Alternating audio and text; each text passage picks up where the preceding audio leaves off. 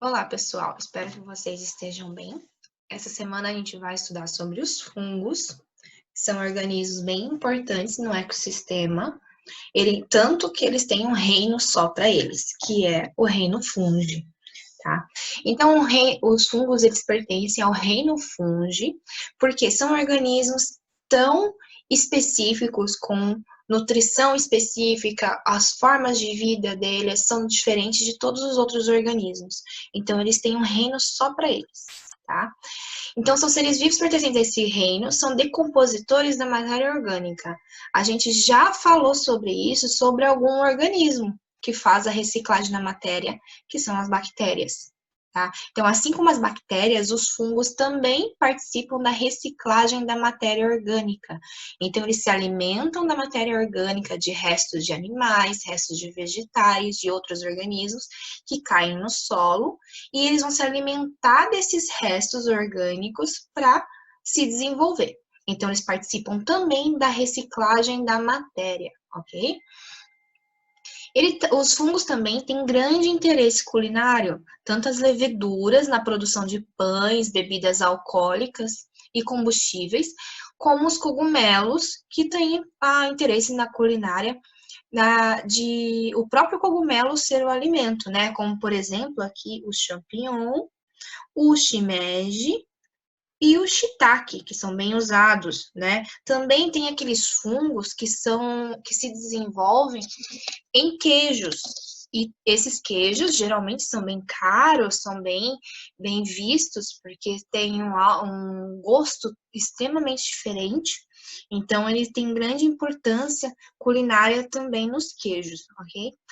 Na questão de bolores, por exemplo, em verduras, legumes e frutas, os fungos eles também conseguem se reproduzir nesses vegetais, ok? Só que nesse caso são fungos diferentes desses comestíveis, são outros tipos de fungos que podem até prejudicar a nossa saúde se a gente acabar se alimentando, por exemplo, de uma laranja que esteja embolorada, porque alguns fungos, como esses de bolores e mofos, eles acabam produzindo uma toxina, e essa toxina pode fazer muito mal para quem inalar ou se alimentar desses fungos, ok? Os fungos também, eles gostam muito de lugares úmidos.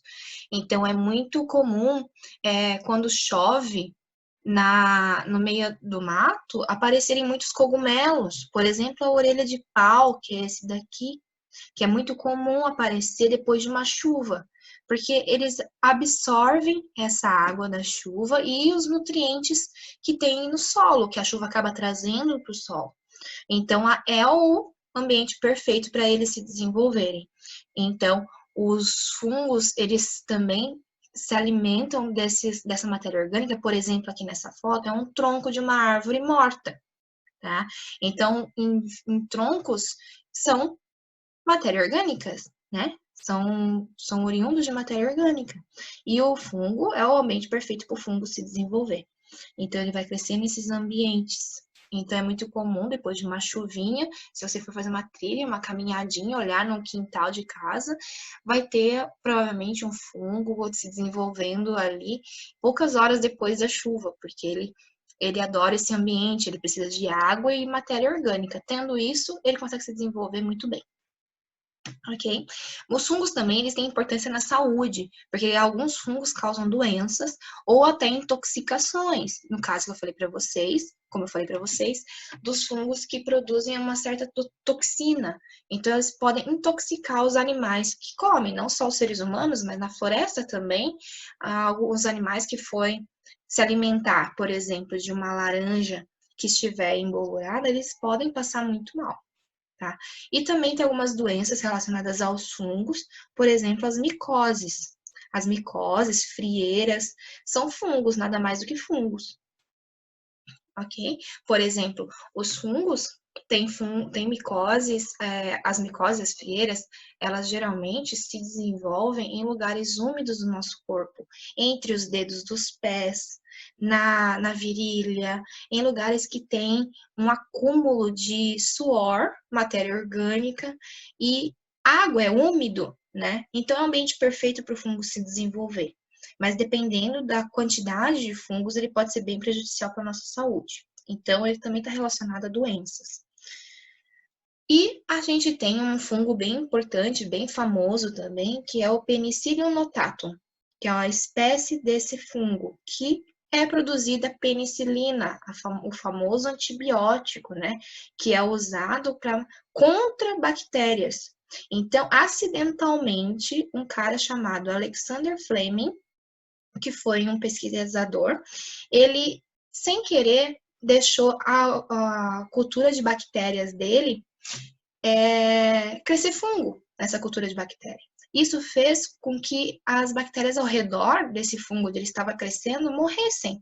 Foi aí, então, que ele descobriu que esse fungo ele produz uma substância, que é a penicilina, que essa penicilina ela impede que as bactérias cresçam próximas a ela. E então foi usado, é usado até hoje como um antibiótico bem famoso, bem importante esse fungo. Tá? Então, a penicilina é uma substância produzida pelo fungo Penicillium notatum, ok? Então, são organismos heterotróficos, ou seja, eles não produzem o próprio alimento, eles precisam se alimentar de outros seres vivos, da matéria orgânica de outros seres vivos, ok? Também tem os fungos decompositores, saprófitos, que a gente estava falando, da matéria orgânica, reciclam a matéria orgânica. Tem os parasitas, que são causadores de doenças. E tem os líquens também mutualísticos. Mutualísticos vem da palavra mútuo, ou seja, os dois. Mutualístico é quando dois seres vivos se beneficiam da relação entre eles. Por exemplo, os líquens, que a gente vai ver adiante, e as micorrizas, que a gente viu quando a gente falou lá das bactérias, que é a relação das bactérias com as raízes das plantas, ok? Então, os fungos, eles também se relacionam com as raízes das plantas para melhor desenvolvimento dos dois, tanto do fungo quanto da planta, ok? Então, isso é uma relação mutualística.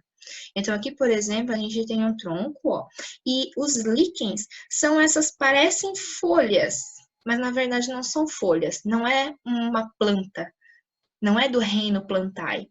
Isso aqui é do reino Fungi. Isso é um fungo relacionando-se, associado com algas. E formam, então, esses líquens, ok? Vários tipos de líquens, porque vai depender qual alga que é, qual fungo que é. Então, quando eles se relacionam, eles podem formar diferentes formatos, cores, tamanhos também, tá? Então, essas parecem folhas, mas não são folhas, não são plantas. São os líquens, que é a associação dos fungos com as algas. Aqui em cima, nessa imagem aqui, é uma imagem de microscópio. É como se a gente estivesse olhando no microscópio. Então, aqui são indivíduos unicelulares, tem apenas uma célula, representando o fungo Candida albicans, que então provoca a doença chamada Cândida, que pode se instalar na boca, na faringe, em outros órgãos e provoca candidíase. Candidíase é uma doença provocada pela Candida albicans, que é a espécie de fungo. É essa espécie de fungo.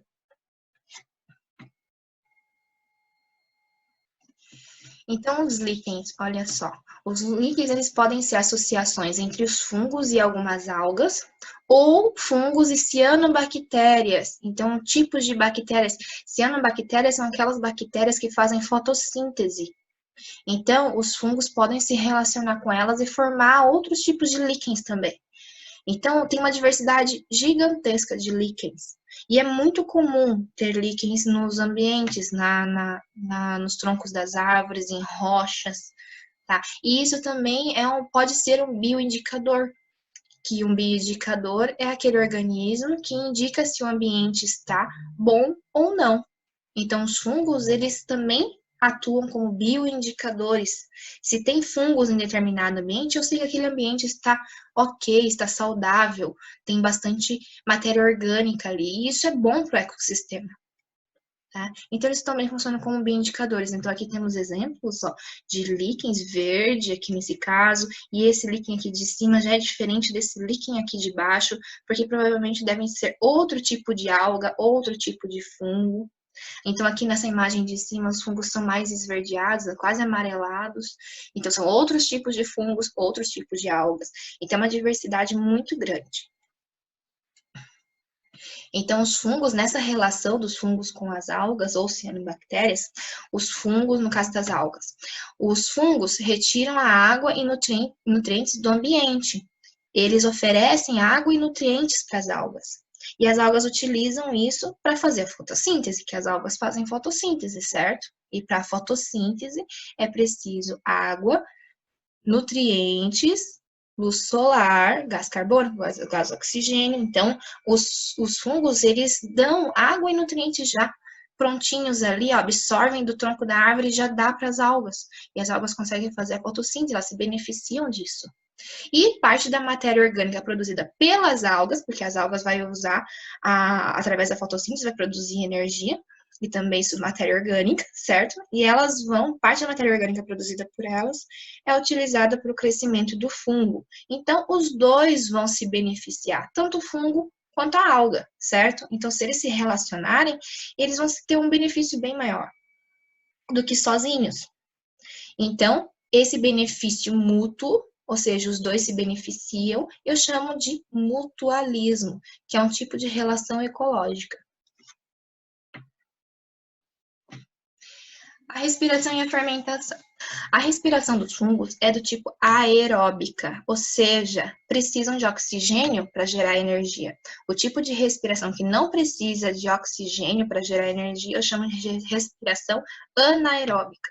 No caso dos fungos, é respiração aeróbica, precisam de oxigênio.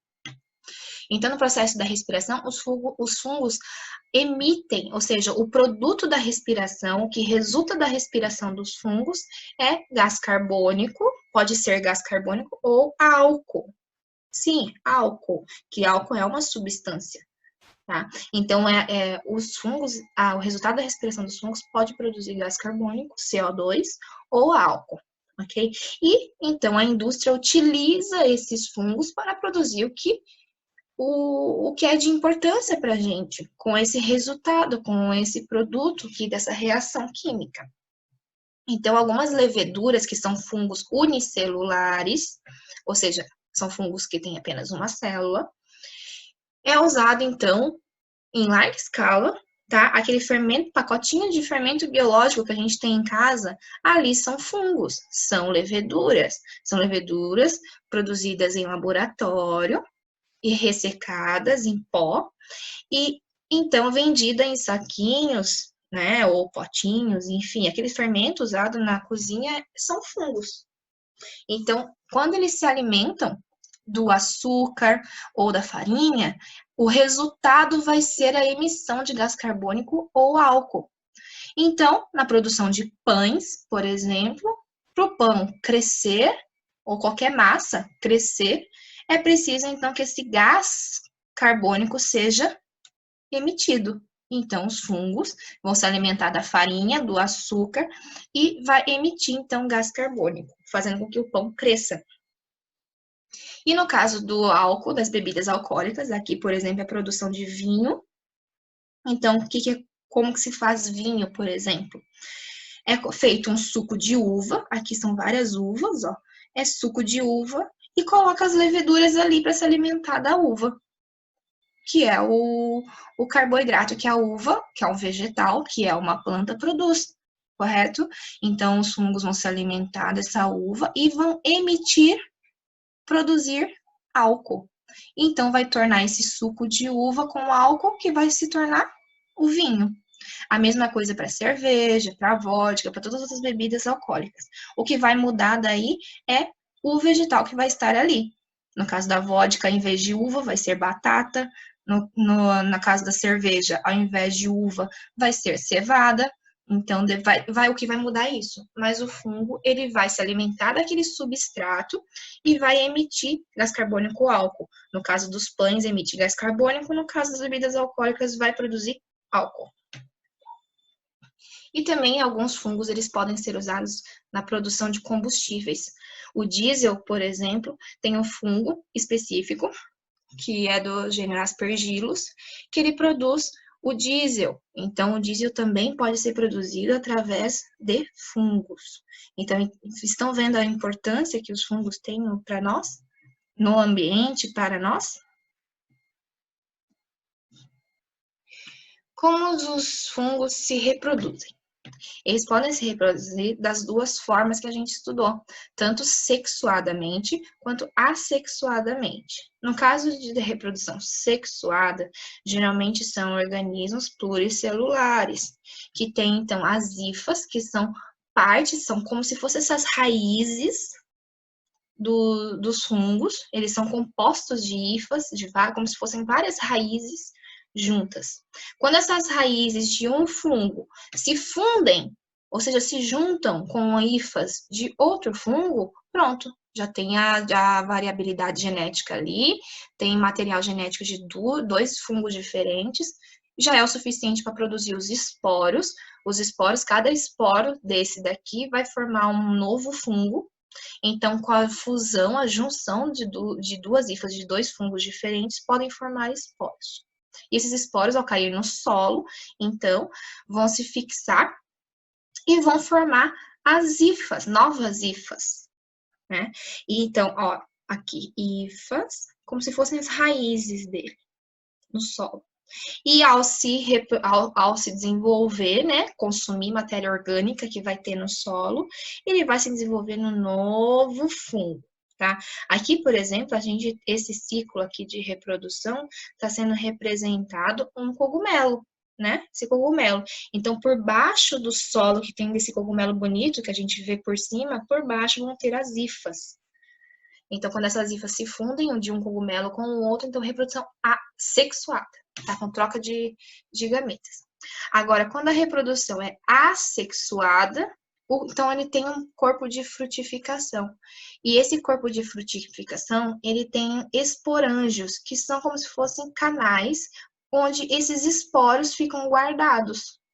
Então, se na reprodução assexuada, a hora que esses esporos estiverem prontos para formar novos fungos, esses esporângios liberam esses esporos para o ambiente. E quando esses esporos caem no solo, e da mesma forma também vão produzir hifas e se desenvolver no novo fungo e assim por diante. Tá?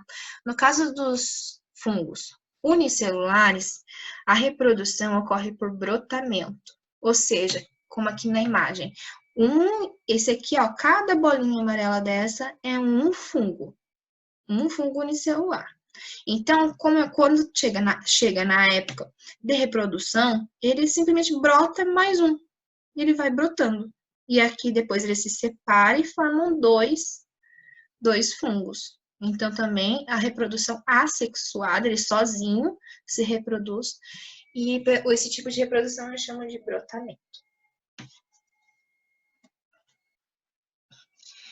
Os fungos, esses cogumelos que a gente geralmente consegue, que é o que a gente consegue ver na natureza, ele tem essa estrutura mais ou menos, né? Claro que tem uma variedade gigantesca de fungos, tem vários tipos, cores, tamanhos e formatos, mas de uma forma geral, essa é a estrutura de um fungo, ok? Então, essa parte aqui que a gente vê, que é bonitinho e tal, a gente chama de corpo de frutificação. Não é porque produz fruto, é porque ele produz os esporos, é a parte de reprodução.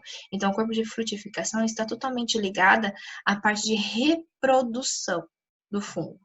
Já aqui abaixo do solo vão ter as hifas, várias hifas que se ramificam e formam várias hifas. Essa parte, esse conjunto de hifas que está abaixo do solo, eu chamo de micélio. Tá? E esse micélio, então, está totalmente relacionado à parte de nutrição do fungo. Então, é no solo que ele retira o alimento dele. Então, a nutrição dele, o micélio é toda a parte de nutrição. E a parte de fruto aqui, de frutificação do cogumelo, tem a ver com a parte de reprodução. Essa parte aqui do fungo que a gente vê, a gente chama de chapéu, que ele parece um chapéuzinho mesmo. E embaixo desse chapéu estão essas estruturas aqui que a gente chama de esporângio. São estruturas que produzem os esporos, e cada esporo vai formar um novo fungo. Então, por isso também que essa parte aqui é chamada de corpo de frutificação, porque é a parte que vai acontecer realmente a reprodução desse fungo. Ok? Bom, pessoal, acho que é isso, tá? Se vocês tiverem dúvidas, lembre-se sempre de assistir a aula e ir anotando as dúvidas que vocês tiverem, para quando a gente se vê ao vivo, vocês poderem tirar as dúvidas comigo, ok? Então, eu quero que vocês façam as atividades lá da página 543 e 544, as sobre os fungos, né?